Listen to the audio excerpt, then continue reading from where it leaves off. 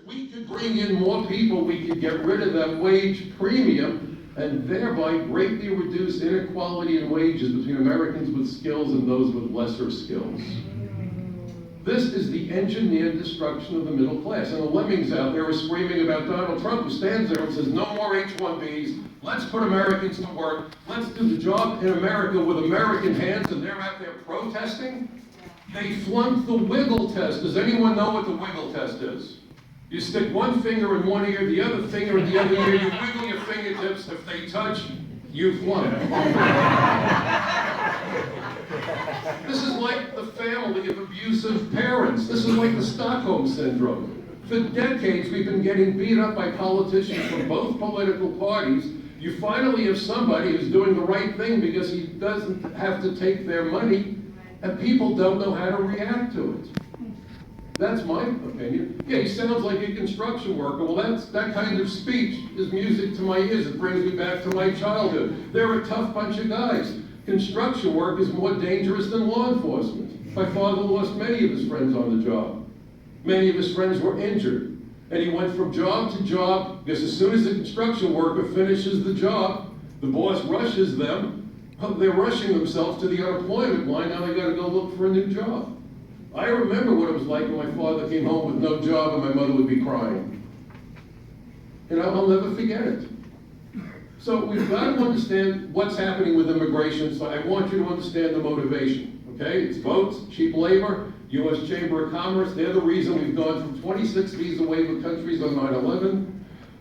We should have 0 visa waiver countries. Instead, we now have 38. And many of those were added by George W., who was absolutely an open borders globalist. When he created the Department of Homeland Security, I called it the Department of Homeland Surrender. He destroyed the Immigration Service, cut it into little pieces, and made sure that it couldn't get the job done. John Hostetler, who at the time chaired the House Immigration Subcommittee, and I've been before that subcommittee at least 8 or 9 times. I've been before the Senate Judiciary. I've been before a whole bunch. I think I've done 17 hearings so far. And John Hostetler, who has the job that Trey Gowdy now has, chairman of House Immigration Subcommittee, said that the way that the Bush administration created DHS basically went against the findings and recommendations of the 9/11 Commission and made it impossible to secure our borders or enforce the immigration laws or protect Americans. Think about that. A Republican. Think about the Border Patrol agents who got locked up for doing their job. I met their families, I met them. They're not the same. There was a war being waged against Americans who want our borders secure. George Bush stood with Vicente Fox and called the Minutemen on the border vigilantes. See, I'm not making this up. Everything I tell you is verifiable. And if you look at the law, those laws are eminently fair. We admit more than 1 million lawful immigrants every year.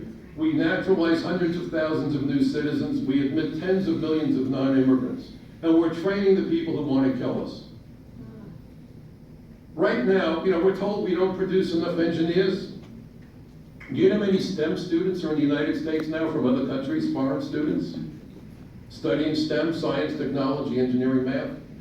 514,000. Guess which 2 countries send us the bulk of those students?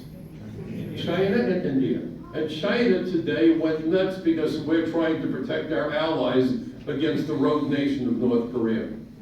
We are educating the engineers who are building that artificial island in the South China Sea, building up their military.